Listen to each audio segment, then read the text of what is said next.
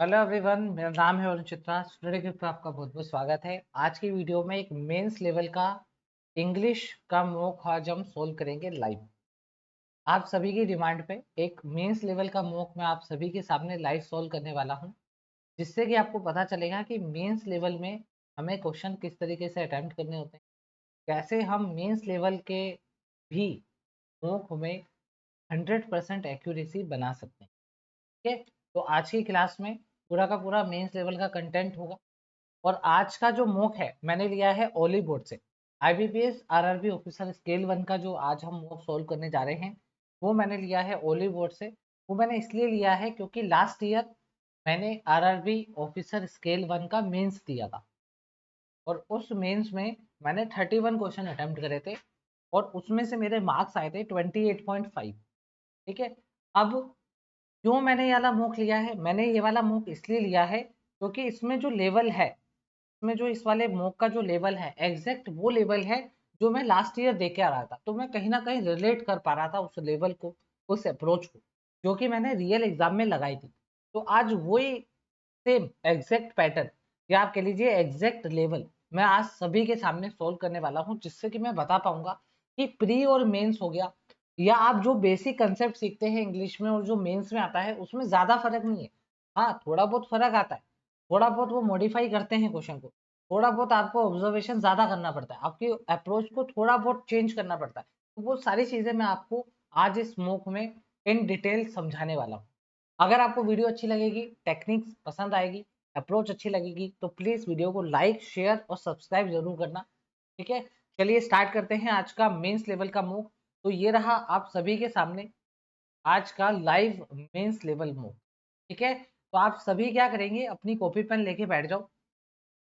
जो जो चीजें मैं आपको इसमें बता रहा हूँ, जो आप पहले इंप्लीमेंट नहीं करते थे या आपको नहीं पता था, तो वो सभी चीजें आप कॉपी में नोट डाउन करोगे और उसको इम्प्लीमेंट करने की कोशिश जरूर करो। अगर आप क्वेश्चन सीख रहे हैं, अप्रोच सीखे जा रहे हैं, उसको इम्प्लीमेंट नहीं कर रहे हैं, तो वो फिर आपके लिए वेस्टेज है। ठीक है, तो आज की जो वीडियो होने वाली है, देखिए सबसे पहले मैं आपको बता दूं, जो मेरी ये जो मेंस लेवल का जो ये वाला मॉक है पर्टिकुलर, इसको मैंने दो पार्ट में डिवाइड करा है। एक पार्ट है मेरा आरसी बेस्ड, आरसी बोले तो इसमें हम सारी चीजें रीडिंग स्किल पे करेंगे। ठीक है, एक ये वाला पार्ट है मेरे। दूसरा पार्ट है ओनली ऑन ग्रामर, ग्रामर जिसमें ज्यादा लगेगी या ग्रामर की हेल्प से हम जो क्वेश्चन करेंगे वो है सेकंड पार्ट। तो ये हो गया सेकंड पार्ट और ये हो गया फर्स्ट पार्ट। आज की जो वीडियो है वो ग्रामर बेस्ड है। ग्रामर से हम कितने मार्क्स ला सकते हैं, पता तो चले ग्रामर कितनी इंपॉर्टेंट है और ग्रामर हमारे को कितने मार्क्स दे रही है, वेटेज कितना है। तो आज हम सारी वीडियो में सिर्फ ग्रामर बेस्ड क्वेश्चन को करेंगे। नेक्स्ट पार्ट, एक और पार्ट आएगा मेरा इस वीडियो का, ठीक है, जिसमें मैं आपको आरसी सोल्व कराऊंगा, मेंस लेवल का आरसी। और मेंस लेवल में रीडिंग बेस्ड कौन कौन से क्वेश्चन आते हैं और उनको किस तरीके से टैकल करना होता है। ठीक है, समझ गए आप सभी। तो आज का जो पार्ट होने वाला है ग्रामर बेस्ड होने वाला है, ग्रामर से हम कैसे जल्दी और एक्यूरेट मार्क्स ला सकते हैं। ठीक है, चलिए, तो आपको इस पूरी वीडियो को करना कैसे है, देखिए, अगर आप इस वीडियो का मैक्सिमम बेनिफिट उठाना चाहते हैं तो आपको हर एक क्वेश्चन पे वीडियो को पॉज करना है और मैं पर्टिकुलर टाइम दूंगा आपको, उस टाइम के अंदर ही आपको उस क्वेश्चन को करना है। अगर आप उस टाइम से ज्यादा टाइम ले रहे हैं तो इसका मतलब आपको इंप्रूवमेंट की बहुत ज्यादा जरूरत है। और अगर आप उस पर्टिकुलर टाइम में कर रहे हैं तो बहुत अच्छी बात है। फिर आपको अपना आंसर मैच करना, क्या आपका आंसर सही है गलत है। अगर आंसर सही है तो बहुत अच्छी बात है, अगर आंसर गलत है तो आपको चेक करना है कि आपका आंसर गलत क्यों हुआ, मेरी ऐसी कौन सी अप्रोच है जो आप नहीं लगा पाए या जिस अप्रोच के कारण आपने अपना आंसर गलत कर दिया। क्योंकि आप जितना अपनी गलतियों से सीखेंगे उतनी जल्दी इंप्रूवमेंट आएगी। तो आपको क्या सीखना है कि आप गलत क्यों कर रहे हैं और वो गलत आगे ना हो, ऐसी कौन सी ट्रिक या ऐसी कौन सी अप्रोच है जो मैं आपको दे रहा हूँ, आपको वो नोट डाउन कर लीजिए। क्लियर है, तो आपको अपनी गलतियों से सीखते हुए चलना है जिससे कि आपके अंदर इंप्रूवमेंट आए और आपका जो स्कोर है वो बढ़ता जाए। ठीक है, चलिए, तो पहला क्वेश्चन आप सभी के सामने मैं लेकर आ रहा हूँ। ये रहा पहला क्वेश्चन आपके सामने, तो आप बनाइए। पैराजंबल का क्वेश्चन है, बहुत बढ़िया क्वेश्चन है। इसमें आपको फिफ्थ जो सेंटेंस है, सेंटेंस ई जो आपको दे रखा है ये इन्होंने फिक्स कर रखा है। ये देखिए, ये वाला सेंटेंस आपके पास फिक्स्ड है। अब आपको टोटल 6 सेंटेंस को इसको अरेंज करना है। ठीक है, टोटल एफ तक दे रखे हैं, आप इसको सीक्वेंस वाइज अरेंज करिए और इसका जो स्टैंडर्ड टाइम होना चाहिए वो होना चाहिए 2 से 3 मिनट। ठीक है, 2 से 3 मिनट इसका टाइम होना चाहिए। आप 4 मिनट भी ले सकते हैं लेकिन 2 से 3 मिनट इनफ है।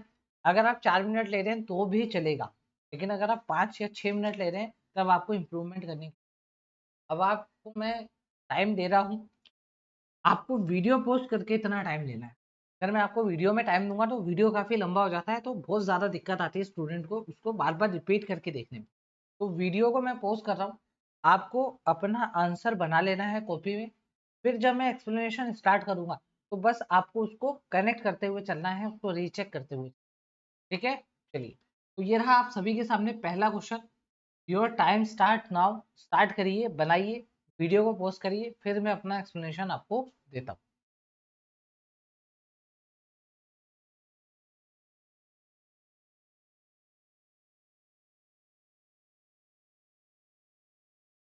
उम्मीद करता हूँ आप सभी ने ये क्वेश्चन बना लिया होगा, अपने सारे सीक्वेंस अच्छी तरह जमा लिए होंगे। अब मैं एक्सप्लेनेशन करना स्टार्ट कर रहा हूँ। अब आप अपना कॉपी पेन छोड़ दीजिए, बस आप स्क्रीन पे कंसंट्रेट करिए। जो मैं सिखा रहा हूँ उसको इम्प्लीमेंट करने की नेक्स्ट में कोशिश करना। ठीक है, चलिए। तो देखिए, जब भी मेरे सामने पैराजंबल आता है, चाहे मेंस का हो या प्री का हो, और अगर ऐसा वाला पैराजंबल आ जाता है कि जिसमें एक फिक्स्ड होता है, तो मैं इसको इजी समझता हूँ। क्यों समझता हूँ? क्योंकि देखिए मैं यहाँ पे लिखूंगा 1 2 3 4 5 एंड 6। ठीक है, अब मुझे 5 का तो ऑटोमेटिक दे रखा है, तो मुझे लगता है एक तो मेरे पास मिला हुआ, मेरे लिए इजी हो जाता है। ठीक है, अब मेरे पास फिफ्थ वाला जो है वो फिक्स्ड है। अब मुझे पता लगाना है सबसे पहले कि मेरा फर्स्ट सेंटेंस क्या होगा, और अगर कोई पेयर मिलता है तो मुझे वो पेयर भी ढूंढना है। ठीक है, चलिए, तो हम स्टार्ट करते हैं। तो देखिए ए हमारा फर्स्ट हो नहीं सकता, बट से कभी भी सेंटेंस स्टार्ट नहीं होगा। ठीक है, अच्छा, बी को पढ़ते हैं। बी में बोला जा रहा है appropriate disciplinary proceeding should be initiative against such teachers। कैसे टीचर्स बताना पड़ेगा, तो बी भी हमारा पहला नहीं हो। सच टीचर्स मतलब कुछ टीचर्स की पहले बात हो रखी है, उसी टीचर्स के बारे में यहाँ पर बात बोली जा रही है, तो इसका मतलब हमें पहले वो टीचर्स को ढूंढना पड़ेगा। ठीक है, बी भी हमारा फर्स्ट सेंटेंस नहीं होगा। अभी मैं आपके सामने फर्स्ट सेंटेंस ढूंढ रहा हूँ। ठीक है, चलिए सी को पढ़ते हैं। The court directed the special teams okay to conduct inceptions, collect information, receive complaints and evidence regarding allegations of teacher involved in private businesses, accepting part-time employment, running tuition centers and taking private tuition। तो कहने का मतलब ये है कि सी हो सकता है हमारा फर्स्ट सेंटेंस हो जाए, क्योंकि कोर्ट की बात हो रही है। ठीक है, लेकिन आपको जैसे ही आपने इस सेंटेंस को रीड करा तो आपको यहाँ पर मिल गया कि किसी टीचर्स की बात हो रही है। कैसे टीचर्स की बात हो रही है? जो कि इन्वॉल्व है, किस किस में, इन चीजों में इन्वॉल्व है। और यहाँ पे हमने क्या पढ़ा था? सच टीचर्स पढ़ा। तो ये वाले टीचर्स की बात ऊपर बी में हो रखी है, क्योंकि बी में सच टीचर्स बोला जा रहा है और यहाँ पे टीचर्स की बात हो रखी है। तो इसका मतलब ये है। और देखिए यहाँ पर एक और चीज से कंफर्म होता है, यहाँ पे बोला जा रहा है कि उनके खिलाफ कुछ एक्शंस लेने चाहिए अगेंस्ट किनके? सच टीचर्स। कैसे टीचर्स? जो कि पार्ट टाइम ट्यूशंस और इन सब में इन्वॉल्व है। तो इसका मतलब पढ़ते पढ़ते, फर्स्ट सेंटेंस ढूंढते ढूंढते मुझे एक पेयर मिल गया। मुझे क्या पेयर मिल गया? कि मेरा सी के बाद बी ही आएगा, चाहे कुछ भी हो जाए, क्योंकि सी के अंदर टीचर्स के बारे में बोल रखा है और बी के अंदर बोल रखा है सच टीचर्स। ऐसे टीचर्स के ऊपर एक्शन लेने की जरूरत है। तो इसका मतलब क्या है? फर्स्ट सेंटेंस ढूंढते ढूंढते मुझे एक पेयर मिल गया, तो ये पेयर मैं साइड में लिख के रख लूंगा। क्लियर है? चलिए आगे चलते हैं। आगे क्या बोला जा रहा है? दी हाई कोर्ट। अब देखिए यहाँ पे ओनली कोर्ट था, लेकिन यहाँ पे हाई कोर्ट है। तो कहने का मतलब ये है कि हमारा पहले डी आना चाहिए। क्यों आना चाहिए डी? क्योंकि देखिए डी में पूरा बोला जा रहा है कि वो कोर्ट कौन है, हाई कोर्ट है या सुप्रीम कोर्ट है। तभी तो आप आगे फिर कोर्ट का यूज कर सकते हैं। पहले आपको बताना पड़ेगा ना, बात हाई कोर्ट की हो रही है, सुप्रीम कोर्ट की हो रही है। जैसे कि मान लीजिए मेरा नाम है वरुण चित्रा। ठीक है, मेरा नाम है वरुण चित्रा। अब एक सेंटेंस में मेरा पूरा नाम लिखा हुआ है, मान लेते हैं बी सेंटेंस में मेरा पूरा नाम लिखा हुआ है। कहीं जाके ई सेंटेंस में मेरा ओनली चित्रा नाम लिखा हुआ है, मतलब मेरा ओनली सरनेम यूज कर रखा है। तो कहने का मतलब ये है, पहले बी सेंटेंस आएगा जिसमें मेरा पूरा नाम है, उसके बाद ही सरनेम वाला सेंटेंस आता है। अक्सर हम कभी सेंटेंस में देखते हैं ऐसा। तो इसका मतलब ये हो गया, पहले हाई कोर्ट आना चाहिए, फिर जाके हम कोर्ट कोर्ट वर्ड यूज कर सकते हैं। तब हमें पता लग जाएगा उसी हाई कोर्ट की बात हो रही है। तो इसका मतलब ये हो गया कि मेरा सी पहला नहीं हो सकता। क्यों नहीं हो सकता? क्योंकि सी में ओनली कोर्ट दे रखा है, बता नहीं रखा सुप्रीम कोर्ट की बात है या फिर हाई कोर्ट की बात है या किसी स्टेट कोर्ट की बात है, कुछ नहीं बता रखा है, तो इसका मतलब सी पहला नहीं होगा, तो पहला मेरा डी हो सकता है। तो देखिए और कहीं भी हाई कोर्ट के बारे में जिक्र नहीं है, ठीक है, तो इसका मतलब ये हो जाएगा कि फर्स्ट सेंटेंस जो मेरा हो जाएगा वो डी हो जाएगा। अच्छा, और किसी में हाई कोर्ट की बात क्यों नहीं है, कैसे पता चला? देखो एफ में भी ओनली द कोर्ट लिखा हुआ है, तो इसका मतलब ये हो गया कि मुझे पहले हाई कोर्ट के बारे में बताना पड़ेगा, हाई कोर्ट की बात हो रही है।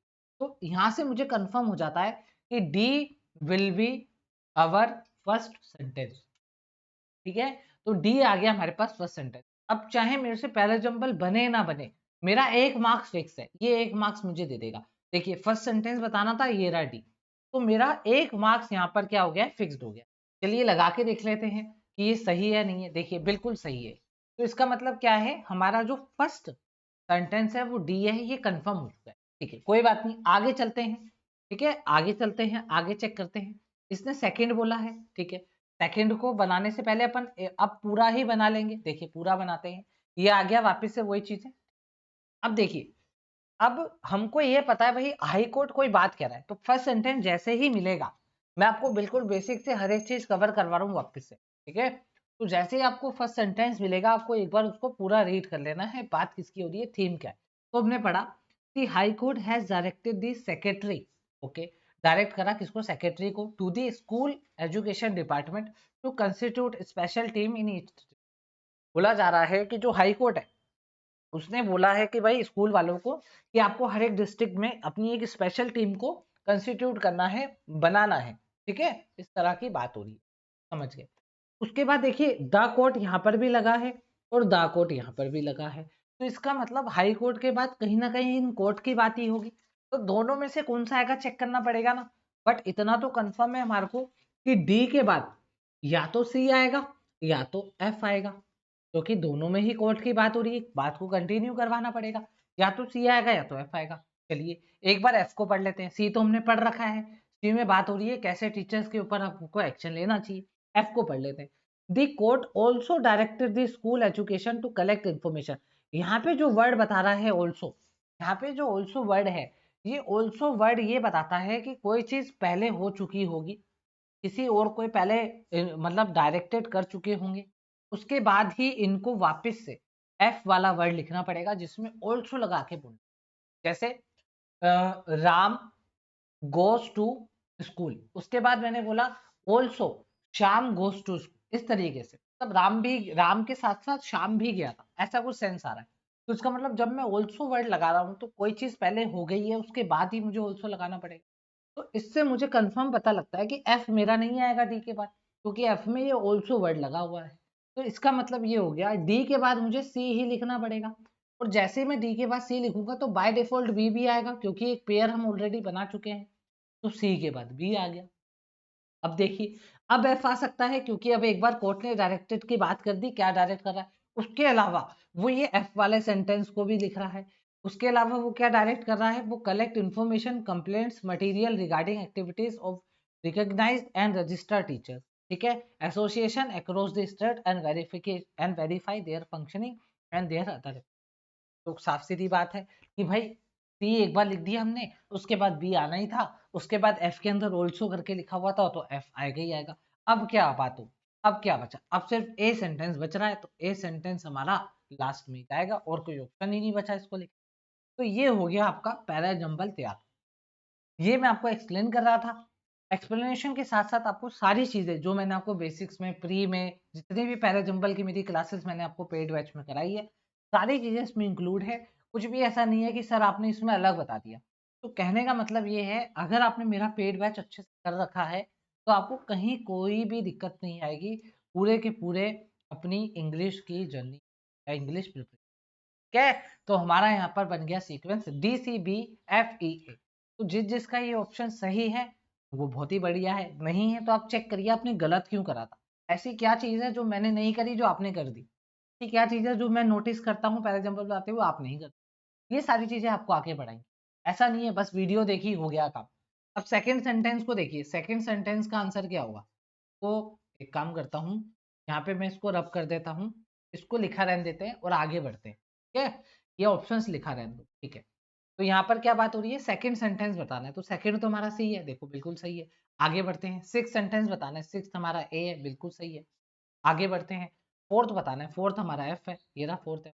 आगे बढ़ते हैं, थर्ड बताना है, थर्ड हमारा बी है, ये रहा बी, ठीक है, बस खत्म। तो आपने देखा हमने पैराजम्बल में से 5 मार्क्स निकाल लिए हैं ग्रामर के बेसिस पे, तो 5 मार्क्स अभी तक हमारे हाथ में आ चुके। क्लियर है बात, समझ में आ गई सभी को किस तरीके से पैराजम्बल को बनाना रहता है। चलिए अब आगे मूव करते हैं, आगे बढ़ते हैं, देखते हैं आगे कौन से क्वेश्चन। चलिए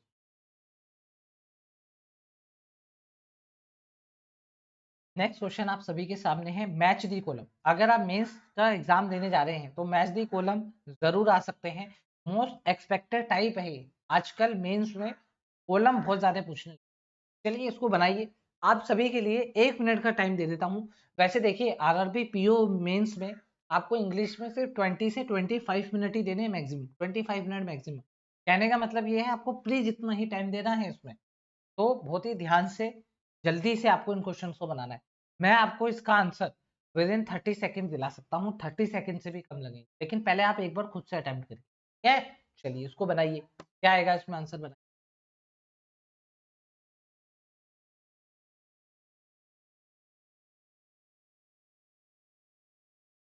चलिए उम्मीद करता हूँ आप सभी ने अपना आंसर दे दिया होगा।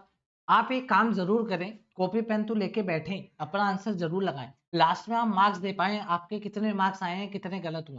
दूसरा टाइम जरूर नोट करें, अपने फोन साथ में लेके बैठो, कोई और घड़ी ले लो, उसमें आप टाइम जरूर नोट करें कि यार मैंने इसमें इतना टाइम दे दिया।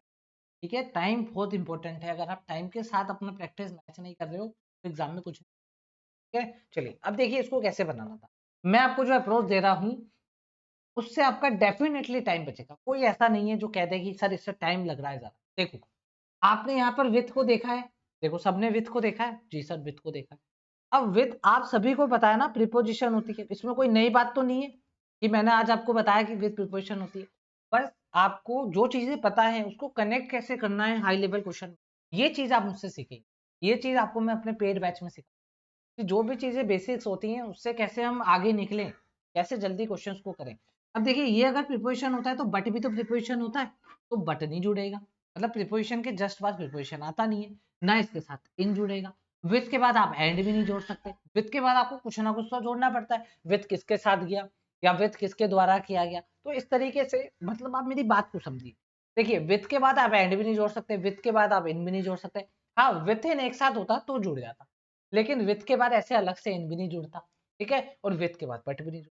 तो कहने का मतलब ये हो गया कि भैया सी किसी से भी नहीं जुड़ रहा है, अगर सी किसी से भी नहीं जुड़ रहा है तो जिसमें सी है वो तो मेरा आंसर सीधे ही गलत हो जाएगा ना, जिसमें सी था वो आंसर मेरा सीधा ही गलत हो गया। अब बचा क्या मेरे पास, अब मेरे पास या तो ऑप्शन नंबर ए बचा या मेरे पास नंबर बी बचा, बस इन दोनों में से हमें चेक करना है क्या आंसर आएगा और क्या नहीं आएगा, बस आंसर आ जाएगा आपका। चलिए अब एक काम करिए, ए और ई को एक बार पढ़ लीजिए, क्योंकि अब आपके पास दो ही ऑप्शन है ना, टाइम कम लगेगा, और एक बार बी और डी को पढ़ लीजिए, देखिए किसमें आंसर सही बोला जा रहा है। अच्छा उसके बाद मैंने जो आपकी मैच दी कॉलम वाली पूरी क्लास ली है, तो मैंने आपको कहा है कि प्रोनाउन चैप्टर का बहुत रोल रहेगा, अगर आपने प्रोनाउन चैप्टर ढंग से पढ़ा है तो आप देखिए प्रोनाउन चैप्टर से ही मैंने दे को निकाला, दे मतलब प्रोनाउन है किसी प्लूरल का, तो देख लीजिए प्लूरल किस में आ रहा है, अगर डी आपका बी से जुड़ रहा है तो क्या बी में प्लूरल दे रखा है, अगर बी में प्लूरल दे रखा है तो यही हमारा आंसर होगा। तो देखिए बी में प्लूरल दे रखा है, फैंस लिखा हुआ है, तो इसका मतलब ये हो गया हमें ए और ई को भी नहीं पढ़ना पड़ा भाई, ए और ई को भी नहीं पढ़ना पड़ा, और ए और ई को अगर पढ़ोगे तो वैसे भी नहीं बैठेगा, ठीक है ना, वो वैसे भी नहीं बैठेगा। क्यों नहीं बैठेगा, क्योंकि देखिए यहाँ पे हर आ रहा है, तो यहाँ पे कहीं हर की बात ही नहीं है, यहाँ पे कहीं लड़की की बात ही नहीं है, तो कहने का मतलब ये है कि आपका ए और ई हो ही नहीं सकता, सॉरी ए और ई करना था ना, ए और ई आपका हो ही नहीं सकता, ठीक है, तो यहाँ पर आपका बाय डिफॉल्ट आंसर क्या बन जाएगा, बी और डी बन जाएगा, क्योंकि डी के अंदर आपका दे आ रहा है और दे का जो आपका सब्जेक्ट पड़ा हुआ है वो बी में पड़ा हुआ है। तो इसका जो हमारा एग्जैक्ट आंसर हो जाएगा, एग्जैक्ट आंसर हमारा क्या आ जाएगा, ऑप्शन नंबर। बताइए क्या इस तरीके से आपने सोचा था। 99% स्टूडेंट मैच दी कॉलम को ऐसे करेंगे सभी, ऐसा नहीं कह रहा मैं सारे ही ट्रिक से होंगे, सारे ट्रिक से नहीं होंगे, एक या दो आएगा जो आपको रीड करके करना पड़ेगा, लेकिन जो 3 क्वेश्चन है उसमें तो टाइम बचा लो, सब में एक जैसी अप्रोच क्यों रख रहे हो, हर क्वेश्चन के साथ साथ अप्रोच चेंज हो जाती है। देखिए आपने एक ऐसे करा हुआ, इसको इससे पढ़ा, इसको इससे पढ़ा, इसको इससे ऐसे, फिर आपने इसको इससे पढ़ा, इसको इससे पढ़ा, इसको थोड़ा बहुत लगा, फिर आपने इसको इससे पढ़ा, इसको इससे पढ़ा, इसको इससे, इस तरीके से। तो कहने का मतलब ये है, आपने एक क्वेश्चन को 3 के साथ पढ़ा तो 3 क्वेश्चन को 3 के साथ पढ़ने में आपने 9 बार रीडिंग करी है, 9 बार आपने रीडिंग करी है। अगर आपने 9 बार रीडिंग नहीं करी है तो कम से कम आपने 4 बार तो रीड करा होगा, 4 बार आपकी रीडिंग हुई है। और एक रीडिंग में मैं मानता हूं 20 सेकंड, तो 4 बार में 80 सेकंड हो गए, 4 बार में 80 सेकंड हो गए, मतलब 1 मिनट 20 सेकंड हो गए। बहुत ज्यादा कैलकुलेशन मैं आपको करके बता रहा हूँ। तो कहने का मतलब ये है, आप अगर हर एक क्वेश्चन में इतना टाइम दे दोगे तो आप कंपटीशन से पहले ही बाहर हो। आपको कुछ ऐसी ऑब्जर्वेशन सीखनी है जो आपको हेल्प करे आगे पहुंचाने में। इंग्लिश में जरूरी नहीं है हर एक क्वेश्चन को रीड करके ही करो, आपने अच्छा ग्रामर का और इम्प्लीमेंटेशन कैसे करना, देखिए ये तो सभी को बताता है प्रिपरेशन, लेकिन इम्प्लीमेंट करना आना चाहिए ना। तो ये सारी चीजें आपको पता होंगी तभी आप जल्दी कर पाएंगे। ये सारी चीजें स्ट्रेटेजी में आती हैं, ये कोई नहीं बताता इस तरीके से करना, ऐसे स्ट्रेटेजी लगाओ। ये बस ऑब्जर्वेशन का खेल है। तो ये ऑब्जर्वेशन वही बता सकता है आपको जिसने काफी टाइम से इसकी प्रैक्टिस कर रखी है और अलग अलग तरीके से कर रखी है, और उसके बेस कंसेप्ट बिल्कुल क्लियर है और आपने उसी की तरीके से सीखा है जैसे उसने सीखा है। ठीक है, चलिए। तो यहाँ पे हमारा जो करेक्ट आंसर क्या आ जाएगा, हमारा करेक्ट आंसर आ जाएगा ऑप्शन नंबर। बताइए कैसा लगा। देखिए अभी तो मैं आपको एक्सप्लेन कर रहा था, लेकिन जब मैं इस क्वेश्चन को कर रहा था तो मैंने कैसे करा था, मैंने लास्ट में देखा तो लास्ट में मुझे एक यही अच्छा लगा। अच्छा का मतलब इससे मैं रूल्स निकाल सकता हूँ, रूल्स का मतलब इससे मुझे पता है कि इसके बाद क्या आता है क्या नहीं आता है। तो मुझे विथ के बाद पता था, विथ एक प्रिपोजिशन है तो विथ के बाद प्रिपोजिशन नहीं आएगी, तो मैंने इन और बट को देख के काटा, एंड को भी काट दिया। तो मैं समझ गया भाई सी जो है किसी से नहीं मिलेगा, तो मैंने सीधा ये काटा। अब मेरा पास जो ध्यान है वो ए और ई और बी और डी पे अटक गया, तो ए और ए को भी पढ़ने से पहले मेरा ध्यान इस दे पे चलेगा। तो दे पे जैसे ही गया तो मैंने कहा अगर दे डी में है तो कहीं बी में इसका कहीं सब्जेक्ट पढ़ा है क्या, अगर बी में सब्जेक्ट पढ़ा होगा तभी मैं इसको राइट करूंगा, नहीं तो मैं ए और ई को राइट कर दूंगा बिना पढ़े।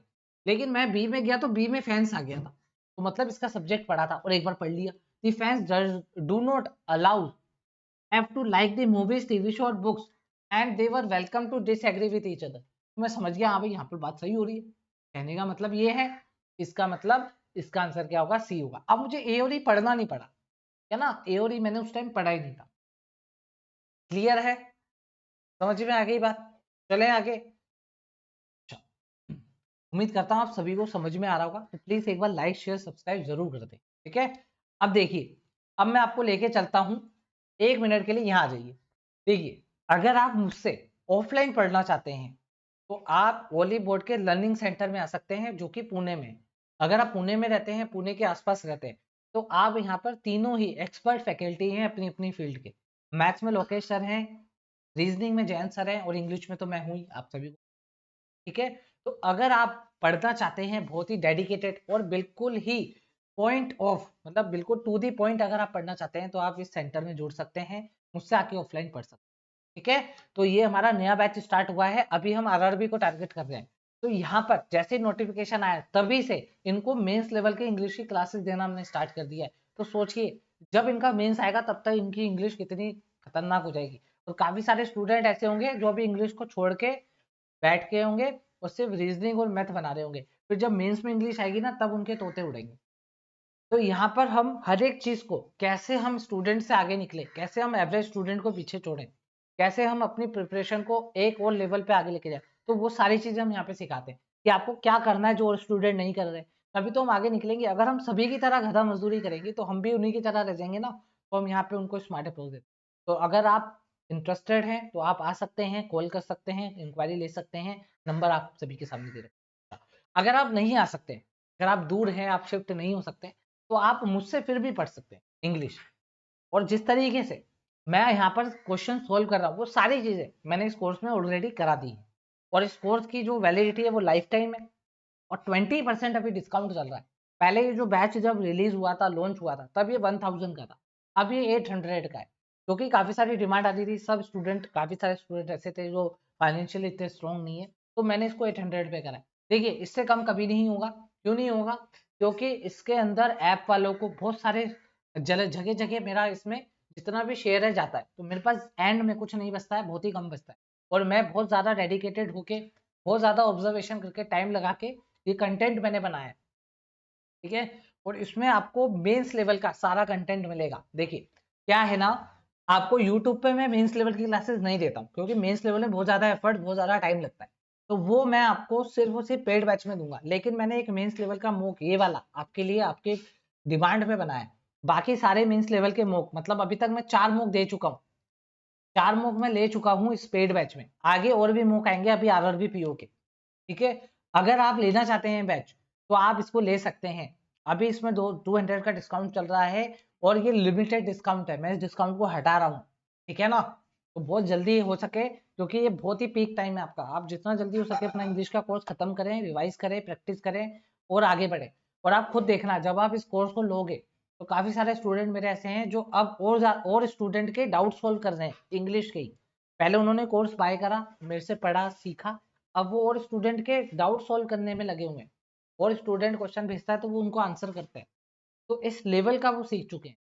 तो सभी को, ऐसा एक भी स्टूडेंट नहीं है अभी तक जो ये कहे सर मेरे को बेनिफिट नहीं हो रहा है, सभी को बेनिफिट हो रहा है। कमेंट पढ़ सकते हैं मेरे यूट्यूब चैनल पे जाके नीचे वीडियोस के अंदर, ठीक है। चलिए, तो ये आपको कुछ इंपॉर्टेंट इन्फॉर्मेशन देनी थी। तो ये मेरा ऐप है, ऐप आपको डिस्क्रिप्शन बॉक्स में लिंक मिल जाएगा, वहां से डाउनलोड करिए। और ये जो वीडियोस हैं, एक बार और एक चीज और बता दूं, ये जो वीडियोस हैं ये ओनली ऐप में चलेंगी, ठीक है। ये ओनली ऐप में ही चलेगी, मोबाइल के अंदर।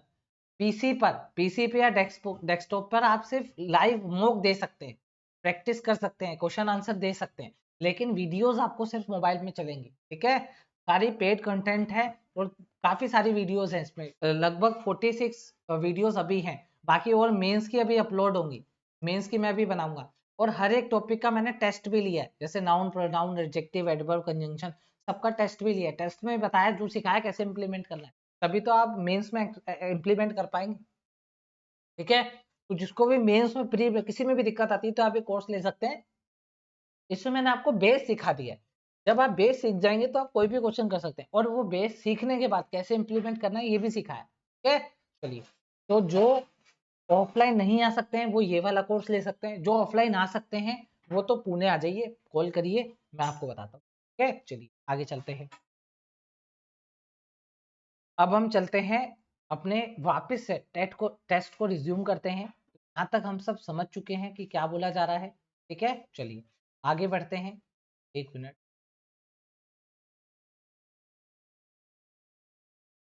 ठीक है। थोड़ा सा इन्फॉर्मेशन आपको देना था, देखिए ये इन्फॉर्मेशन भी जरूरी है, क्योंकि काफी सारे स्टूडेंट ऐसे हैं जिनकी इंग्लिश वीक है, तो उनके लिए हेल्प हो जाती है, ठीक है। चलिए एक मिनट,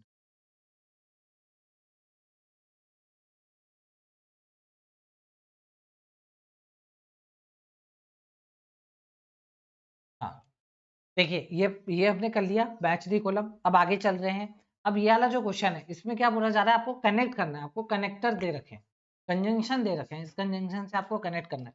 ये वाला जो क्वेश्चन है ये आपके रीडिंग बेस्ड क्वेश्चन है। कौन से क्वेश्चन है आपके, ये आपके क्वेश्चन जो है रीडिंग बेस्ड क्वेश्चन है।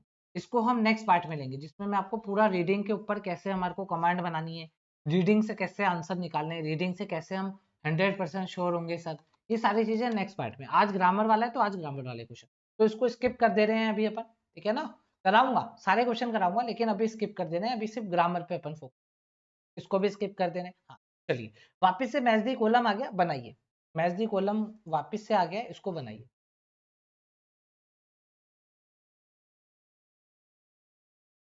ये रहा, बनाइए, आप टाइम लीजिए अपना, ठीक है ना। लेकिन मेरे हिसाब से 30 सेकेंड इनफ है, 30 सेकेंड से ज्यादा नहीं लगना, ठीक है ना। चलिए बनाइए, फिर मैं एक्सप्लेनेशन।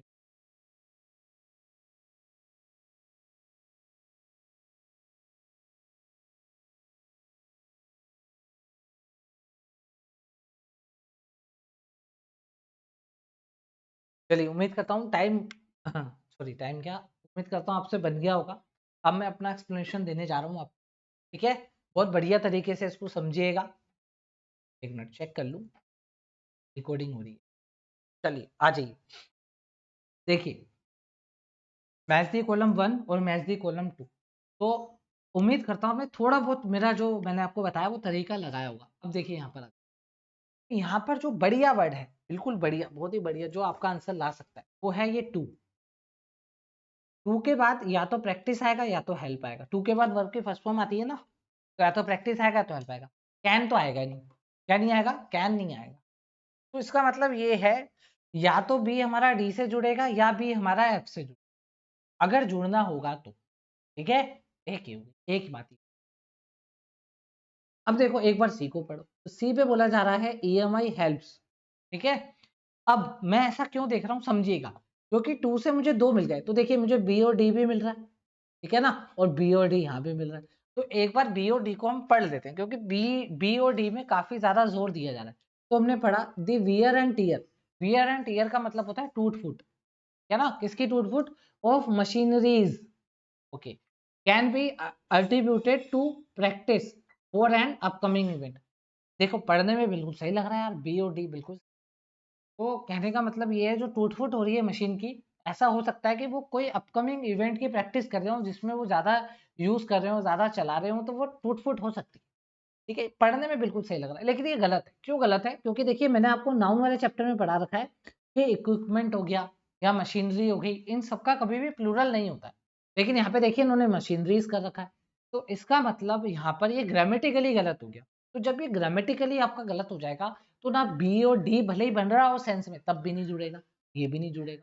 अच्छा, अब आप ये बोलेंगे कि सर हमें कैसे पता चलेगा कि ग्रामेटिकली गलत है या नहीं? तो देखो, जब भी आपको, ध्यान रखना मेरी बात, जब भी आपको ऐसे एरर वाले मिलेंगे, आपको एरर्स वाले मैच दी कॉलम मिलेंगे, ये भी मैंने ऑब्जर्व करा है। जब भी आपको एरर वाले मैच दी कॉलम मिलेंगे, तो उसमें जो एरर होगी वो सबसे इजी एरर होगी, इतनी इजी आपको देखते ही पता लग जाएगा। जैसे मैं एक आरबीआई ग्रेड बी का मेंस लेवल का मूव करवा रहा था।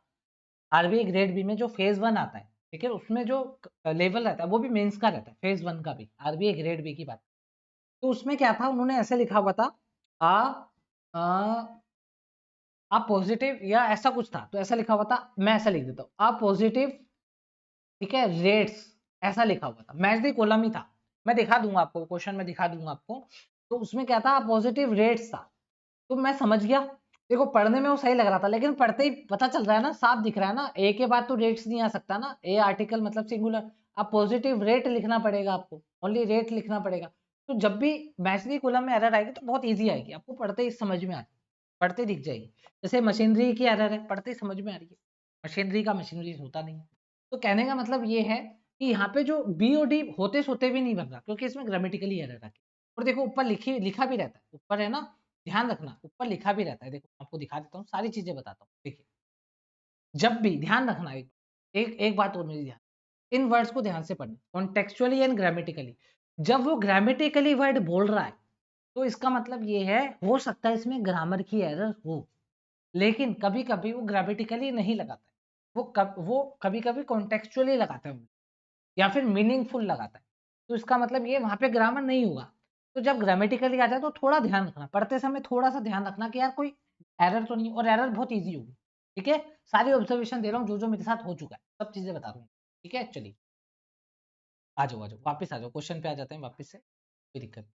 हाँ, तो बी और डी आप लोग समझ गए नहीं होगा, ठीक है सर, बी और डी समझ में आ गया नहीं होगा। मशीनरी, इसका मशीनरी रहता है, पढ़ा रखा है आपको नाउन वाले चैप्टर। ठीक है, इक्विपमेंट भी होता है ऐसे, इक्विपमेंट का इक्विपमेंट रहता है, इक्विपमेंट्स नहीं। ठीक है, चलिए अब देखिए, बी और डी नहीं हो सकता और ये भी नहीं हो सकता। अब हमारे पास बचा क्या, सी और एफ बचा, सी और एफ बचा। अब आप बताइए, सी और एफ क्या कभी मिल सकते हैं? यहाँ पे भी हेल्प आ रहा है, यहाँ पे भी हेल्प आ रहा है, तो मतलब सी और एफ भी नहीं होगा, बिना पढ़े ये आराम से, पढ़ना ही नहीं है। क्योंकि अब देखो, आपने सारे ऑप्शन तो काट दिए, सारे ऑप्शन काट दिए, नन ऑफ दीज है नहीं, तो जो बचा है वही तो आंसर होगा। तो ये चीजें मैं आपको सिखाता हूँ कि ऑप्शन एलिमिनेशन से, कि आपके सामने जो आंसर सही होगा वही रह जाएगा, बस बाकी सब आप काट दोगे, तो फिर जो आंसर सही होगा वो पढ़ने की भी जरूरत नहीं पड़ेगी। इस तरीके से मैं आपको ट्रेन करता हूँ। ठीक है, उम्मीद करता हूँ ये वाला क्वेश्चन सभी को समझ। ठीक है, सी और एफ कभी हो नहीं सकता, क्योंकि यहाँ पे भी हेल्प है, यहाँ पे भी हेल्प है।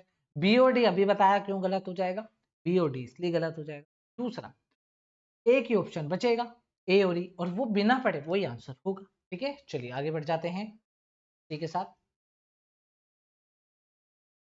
ये वापस से मैच दी कॉलम आ गया।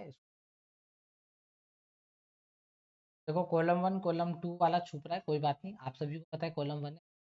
ये जो ऑप्शन, देखते हैं आंसर जल्दी आता है। हर एक क्वेश्चन में वीडियो पोस्ट करनी है, अपना दिमाग जरूर लगाना, नहीं तो कोई मतलब नहीं है आप सीखने का। जब तक आप अपना इम्प्लीमेंट नहीं करेंगे तब तक आप आगे नहीं, इम्प्लीमेंट जरूर करना है। चलिए इसका आंसर बताइए। तो मैंने आपको बताया है कि हर क्वेश्चन में आप ट्रिक ढूंढेंगे, अगर होगी तो जरूर मिलेगी, नहीं होगी तो नहीं मिलेगी। और ट्रिक ढूंढने में कोई टाइम थोड़ी ना लगता है, लास्ट के देखना है। पूरी वीडियो एक ले रखा हूँ पेड बैच में। देखिए क्या है यहाँ पर, यहाँ पे समझिए क्या है यहाँ पर। यहाँ पे आपको, मेरे को भी आपकी तरह मेरे को भी कोई ट्रिक यहाँ पे दिखी नहीं, लेकिन मेरे को कोमा दिख गया। कोमा मेरे को बी में दिख गया। तो कोमा के बाद भी मैंने आपको बहुत सी चीजें बताई है। कोमा के बाद क्या होता है, या तो वर्ब आती है, ठीक है, या तो न्यू सब्जेक्ट। ऊपर चेक करते हैं, ये कोमा के बाद है, मतलब नहीं लगा भी सकते हैं, कोई दिक्कत नहीं है, पर पहले कोशिश करिए वर्ब ढूंढिए या न्यू सब्जेक्ट ढूंढिए, ठीक है भैया। अब देखिए डी में वर्ब आ रही है, लेकिन मैंने आपको ये भी बता रखा है कि भाई जब भी वर्ब आएगी, अगर कोमा के बाद जब भी वर्ब आएगी तो इसका मतलब ये है, पहले जो सब्जेक्ट आ रखा है, जो भी सब्जेक्ट आ रखा है वो इन्होंने कॉमन ले रखा है। अगर सब्जेक्ट कॉमन ले रखा है तो सब्जेक्ट के अकॉर्डिंग वर्ब लगाओ। और अगर पहले सब्जेक्ट के पास में कोई हेल्पिंग वर्ब अगर गलती से आ रखी है, तो इस हेल्पिंग वर्ब के अकॉर्डिंग वर्ब की फॉर्म आएगी। फॉर एग्जांपल अगर हैज है तो आपको पता है वर्ब की, हाँ, अगर मान लो इज एम आर है या वॉज वर है तो आपको पता है वर्ब की। इस तरीके से चेक, सारी चीजें बेसिक्स में करा चुका हूं।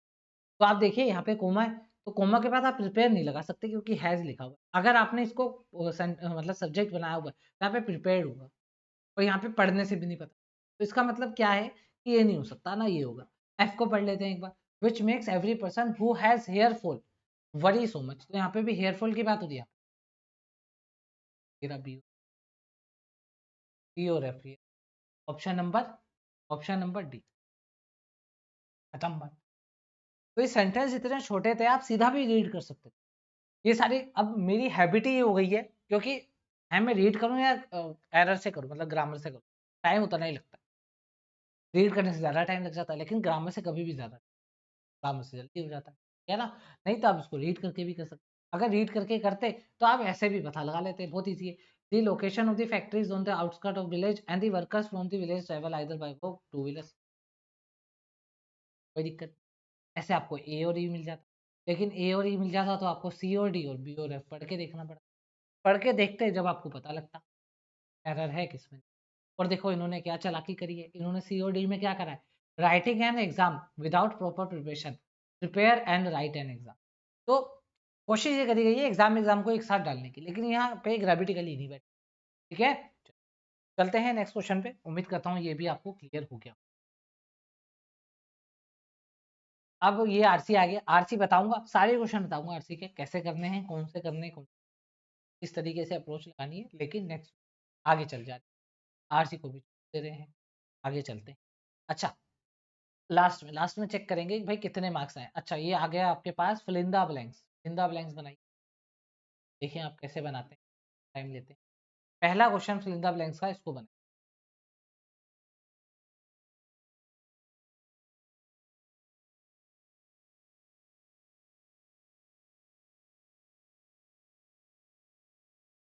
उम्मीद करता हूँ आप सभी ने अपना आंसर पिक कर लिया होगा।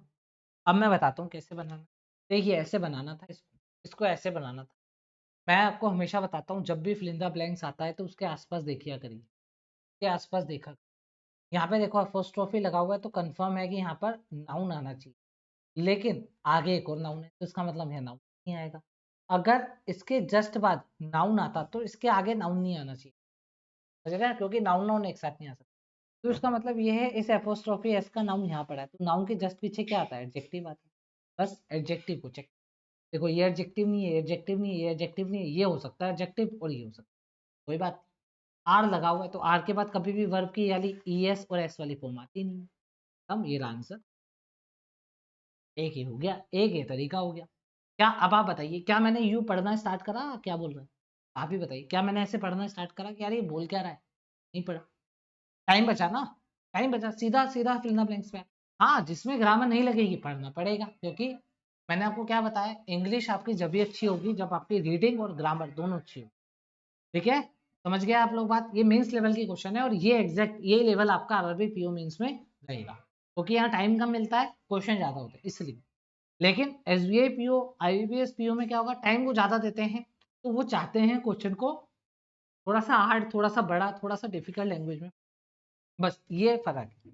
समझ गए आप लोग बात? देखो दो तरीके थे, एक तरीका क्या था, फर्स्ट ट्रॉफी लगा हुआ है तो आपको यहाँ पे क्या चाहिए, नाउन चाहिए, तो ये रहा नाउन, नाउन से पहले हमें एडजेक्टिव चाहिए, ठीक है। अगर आप यहाँ नाउन लगा बैठते तो ये वाला नाउन गलत हो जाता, नाउन नाउन एक साथ नहीं आता, तो इसलिए हमने एक ये वाला ऑप्शन निकाल के बैठे और एक ये वाला निकाल के। अब इस आर ने कंफर्म कर दिया, इसके बाद या तो वर्ब थर्ड फॉर्म में आती है या तो वर्ब आईएनजी फॉर्म में आती है, तो देखिए आईएनजी फॉर्म में ही लिखा हुआ, ठीक है। एक तरीका ये हो गया। दूसरा तरीका ये था, मान लेते हैं यहाँ पर और भी ज्यादा एडजेक्टिव होते, मैं मान लेता हूँ सारी एडजेक्टिव दे दी, तब मैं क्या करता, इस आर को चेक करता, आर के बाद या तो थर्ड फॉर्म या आईएनजी फॉर्म, तो देखो आर के बाद या तो थर्ड फॉर्म आईएनजी फॉर्म एक ही में दे रखी है, तब भी मैं आंसर ए ही लगा। क्लियर है बात? तो ग्रामर की बहुत अच्छी नॉलेज आपको होनी चाहिए और किस तरीके से उसको इंप्लीमेंट करना है, किस क्वेश्चन में करना है, किस क्वेश्चन में नहीं करना है, ये भी बताओ, ठीक है। तो वो सारी चीजें अगर आप मेंस लेवल के साथ साथ प्री की भी सीखना चाहते हो, तो मैंने आपको अपने पेड बैच के बारे में बताया पीछे वीडियो में, जाके देख लीजिए, विजिट करिए और बाय करिए, अभी आपके सामने डिस्काउंट, ठीक है। चलिए आगे चल जाते हैं नेक्स्ट क्वेश्चन पे। और आप ओली बोर्ड के मॉक दे सकते हैं, मतलब मैंने ये देखा है कि इनका जो लेवल रहता है वो एग्जाम लेवल की तरह ही रहता है। अगर ये टफ भी बनाते हैं तो ऐसा भी टफ नहीं बना देते हैं एकदम रॉकेट साइंस लगानी पड़ती, टफ करने लायक होता है कि आपके बहुत ज्यादा है। चलिए इसका बनाइए 141 का।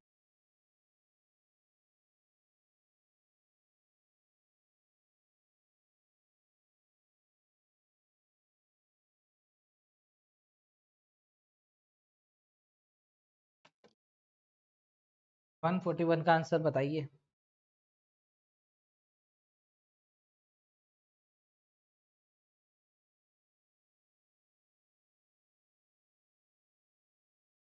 देखिए इसका आंसर कैसे बताता हूँ।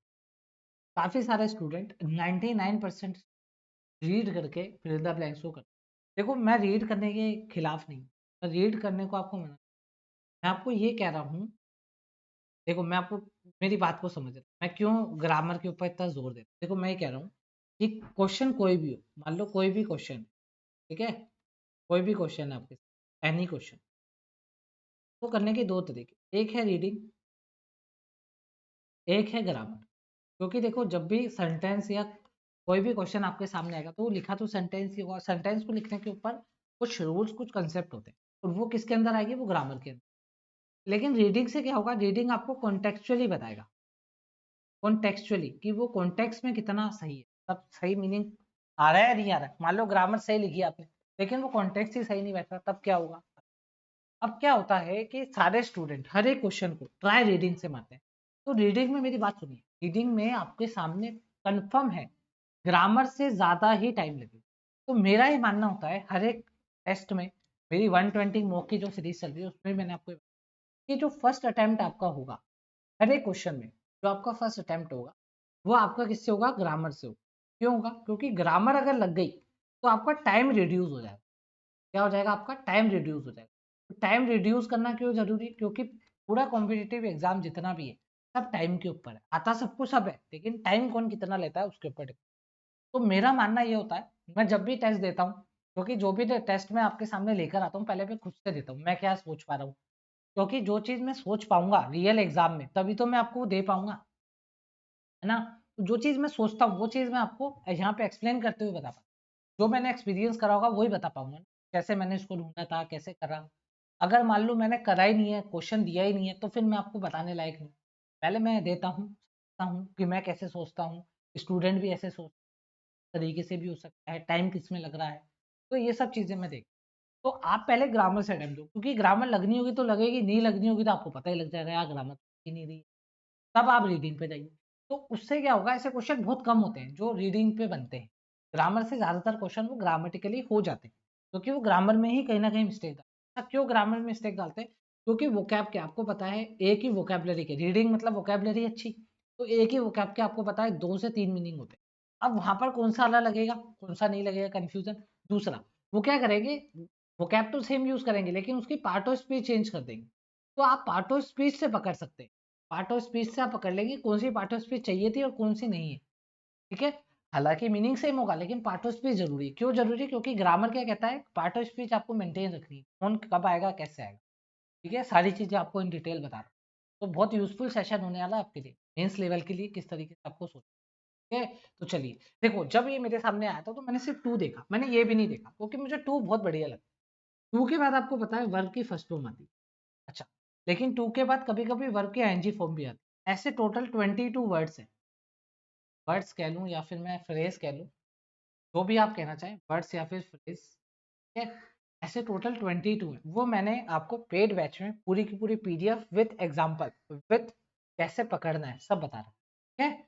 तो ये पूरा का पूरा 2 के बाद कब आईएनजी आता है, तो यहाँ पर वो चीज़ नहीं, तो इसका मतलब 2 के बाद आईएनजी नहीं आएगा। तो यहाँ से मुझे पहले ही कंफर्म करना है, इसके लिए मुझे वो 22 वर्ड्स पता होने चाहिए, तभी मैं कंफर्म करूँ। क्या पता उस 22 में से कोई ये हुआ तो फिर आईएनजी फॉर्म आएगी, ये रहा आंसर, बात खत्म हो जाती। समझ गए बात को? तो अब मैं समझ गया भाई 2 के बाद वर्ब की फर्स्ट फॉर्म आएगी, ये काट दिया मैंने।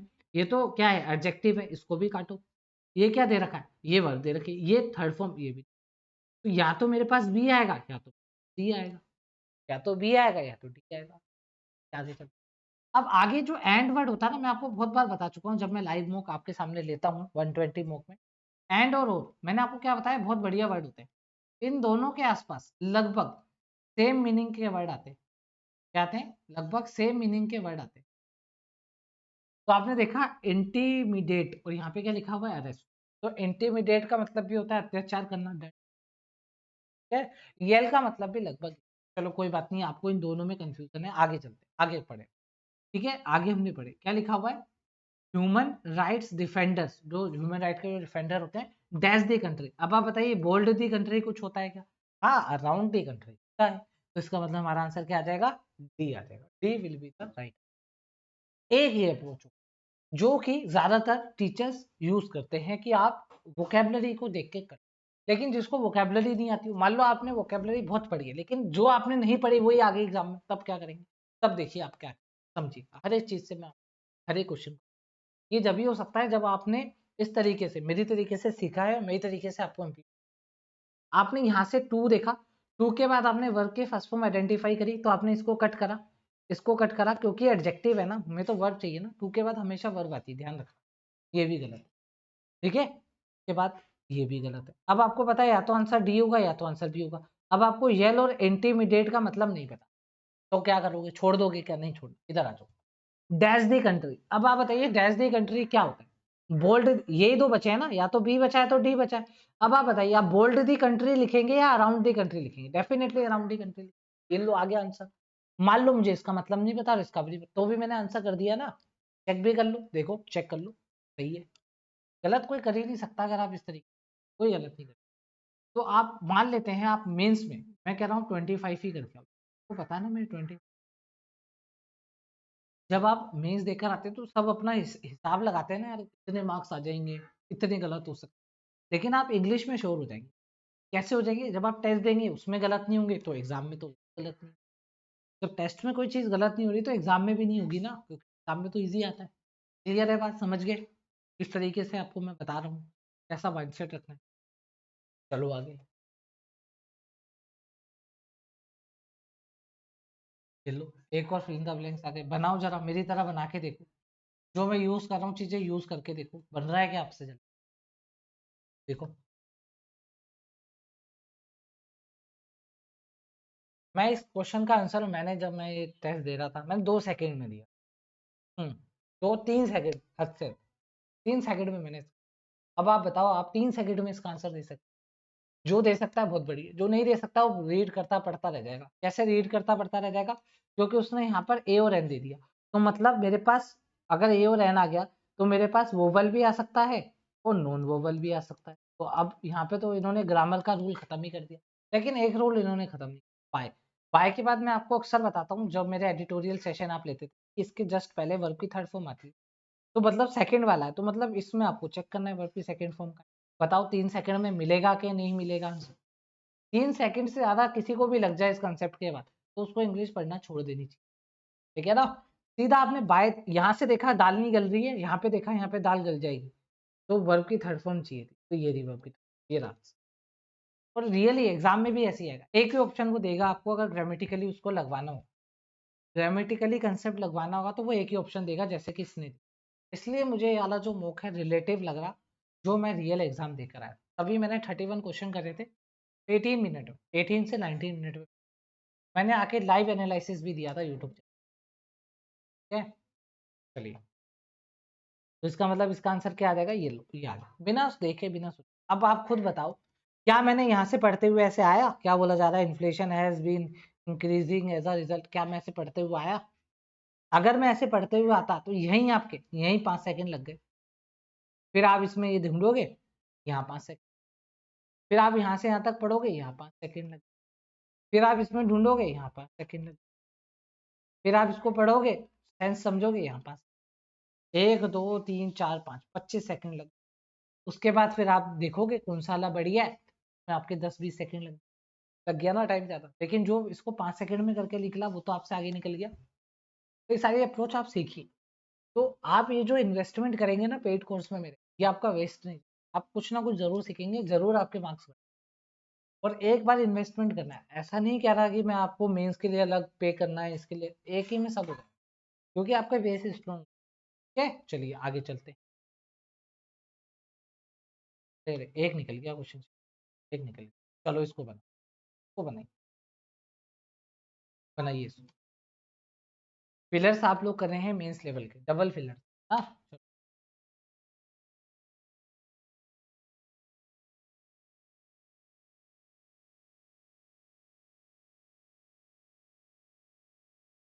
इसका आंसर 5 सेकंड में, इसका आंसर भी 5 सेकंड में। अब आप बनाइए क्या आएगा। ठीक है, वीडियो पॉज कर लीजिए, आंसर लगाइए, मेरा जवाब है 5 सेकंड। ठीक है, चलिए स्टार्ट करते हैं आज की वीडियो। आज की वीडियो क्या, ये वाला क्वेश्चन देखो। मैं क्या आता हूँ, फिल्म द ब्लैंक्स पे आता हूँ। मैंने क्या देखा, ओ यू एस लगा है, बहुत बार बता चुका हूँ ये एडजेक्टिव।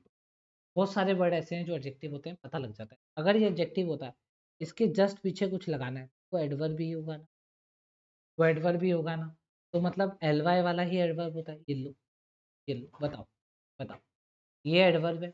अब आप बताओ, ये हट गया, ये हट गया, ये हट गया। या तो ये आंसर होगा, या तो ये। कोई बात नहीं भाई, हमें नहीं पता, हमें इस वोकैब का मतलब ही नहीं है। हाइपोथेटिकल का मतलब और पोटेंशियल का मतलब ही नहीं आता, क्या करें, कोई बात नहीं। इधर आ, आर्टिकल दा दिखा, जी सर आर्टिकल दा दिख रहा है, तो लास्ट वाला नाउन होगा, ये नाउन है, जी सर ये नाउन है, ये हमारा। अगर ये नाउन है तो इसके जस्ट पीछे आपको कुछ लिखना है, तो क्या लिखना पड़ेगा, एडजेक्टिव लिखना पड़ेगा। ठीक है, एडजेक्टिव लिखना पड़ेगा। अब आप देखिए, आपने किस किस को फाइनल करा है, कलर चेंज करो, बहुत ध्यान से समझना। हमने कलर चेंज कर रखा, या तो ये आंसर है, या तो ये आंसर, क्योंकि हमें एडवर्ब चाहिए था ना, एक एडवर्ब इसमें, एक एडवर्ब इसमें। अब आपको यहाँ क्या चाहिए बताइए, यहाँ पे आपको क्या चाहिए, एडजेक्टिव चाहिए। ये यहाँ पे है ना, क्योंकि नाउन है, नाउन के पीछे क्या एडजेक्टिव है, नहीं। वनरेबल, जिसके पीछे ए बी एल ई होता है, या आई बी एल ई होता है, ये भी क्या होते हैं, एडजेक्टिव। ये आंसर सर आ गया, आंसर क्या आ रहा है, आंसर ऑप्शन नंबर। लगा दो, देखो लगा देते हैं, आ गया। ठीक है, तो ये चीजें मैं आपको, ये चीजें आपको काफी सारे स्टूडेंट से अलग कर दी। ठीक है, चलिए को बनाइए। अगर आपको बैकग्राउंड नॉइज कोई आती है तो उसको इग्नोर करना, आप मेरी वॉइस पे कंसंट्रेट, इसको बनाइए। 5 सेकेंड का भी आंसर।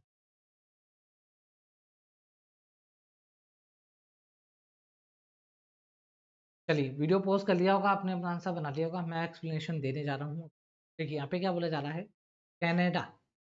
अब आप रीडिंग करेंगे तो वेलकम्स भी हो सकता है और एक्सेप्ट भी हो सकता है, लेकिन इसके बाद हमारे को वर्ब की थर्ड फॉर्म, क्या वर्ब की, चलिए देखते हैं वर्ब की थर्ड फॉर्म का है। देखिए एक ये वर्ब की अच्छा, बी तो रहा ही नहीं, क्योंकि बी में क्या आ गया, नाउन बता दो। अब आपको रिजेक्ट और अवॉइडेड अभी थोड़ा पढ़ के देख लो, बात क्या हो, हाँ बात क्या हो, रिजेक्ट करने की बात हो रही है या एक्सेप्ट करने की, पॉजिटिव बात हो रही है, negative. Canada dash people from other country and offer them citizen. अब देखिए, कोई चीज़ अगर आप ऑफर कर रहे हो, तो आप रिजेक्ट करोगे तो ऑफर क्यों करोगे, किसी भी चीज़ को अगर आप रिजेक्ट करोगे तो ऑफर क्यों, अपोजिट बात क्यों करोगे। तो इसका मतलब चलो लगाओ, सीधा लगाओ, बिना टाइम वेस्ट करे लगाओ, आगे बढ़ो। अगर आपको वीडियो यूजफुल लग रही है, please like share and subscribe जरूर कर दें। बहुत ही यूजफुल टिप्स एंड ट्रिक्स आप सभी के लिए मैं लेकर आता हूँ, कोशिश ये करता हूँ आपको बहुत बढ़िया तरीके से एक्सप्लेन कर पाऊँ, समझा पाऊँ। बस आप सभी का सपोर्ट, आप सभी के शेयर से ये सब चीज़ हो सकती है कि मैं रेगुलर वीडियो, कि आपके व्यूज़, आपका सपोर्ट ही मुझे मोटिवेट करता है और वीडियो बनाने। ठीक है? चलिए, अब आगे आ गया है आपके सामने एरर डिटेक्शन। आज की वीडियो पहला पार्ट मैं यहीं तक रख रहा हूँ। नेक्स्ट पार्ट में आपको मैं एरर डिटेक्शन, इसमें फ्रेज रिप्लेसमेंट भी है, इसमें आरसी भी बहुत अच्छा है। तो नेक्स्ट पार्ट में आपको सारा कुछ जो बच रहा है, रीडिंग बेस्ड हो, कुछ ग्रामर बेस्ड भी रह गया, वो सब हम नेक्स्ट पार्ट में कवर करेंगे। तो प्लीज़ जब तक इस वीडियो को शेयर करें, सब्सक्राइब करें, और अगर आप अच्छा स्कोर करना चाहते हैं इंग्लिश में तो बैच जरूर ज्वाइन कर लें, मंजिल बैच। डिस्क्रिप्शन बॉक्स में लिंक है, जाके डाउनलोड करिए ऐप। किसी भी एग्जाम को सेलेक्ट करके आप बाय कर सकते हैं। सभी एग्जाम में कोर्स सेम है, ठीक है ना? तो जिस एग्जाम से आप सेलेक्ट करके बाय करेंगे उसी एग्जाम में वो वीडियो सभी में सेम है। जितनी वीडियो एक मतलब एक एग्जाम में उतनी ही दूसरे, तो सब में सब कुछ सेम है, कंटेंट सेम है, बस नाम अलग अलग है एग्जाम के, उससे कोई फर्क नहीं। आप किसी में जाके भी बाय कर सकते हैं, और आप जल्द से जल्द बाय कर लीजिए, क्योंकि वो जो ऑफर है 200 फ्लैट 200 रुपीज़ जो ऑफर चल रहा है वो लिमिटेड टाइम के लिए, शायद संडे तक होगा, नेक्स्ट। ठीक है? कभी भी वो एंड हो सकता है, और उसका नोटिफिकेशन भी आपको नहीं, कभी भी एंड हो सकता है। तो आप जाके उसको भी बाय कर लें जितना जल्दी हो। ठीक है? चलिए मिलते हैं नेक्स्ट वीडियो में, जब तक के लिए thank you. Please like share subscribe जरूर करिएगा, और अपने सजेशन कुछ आपको देने हो, कुछ चेंजेस करने हो, तो वो भी जरूर बताइएगा, मैं उसमें भी आपके लिए कुछ ना कुछ जरूर करूँगा। ठीक है? चलिए मिलते हैं नेक्स्ट वीडियो में, जब तक के लिए।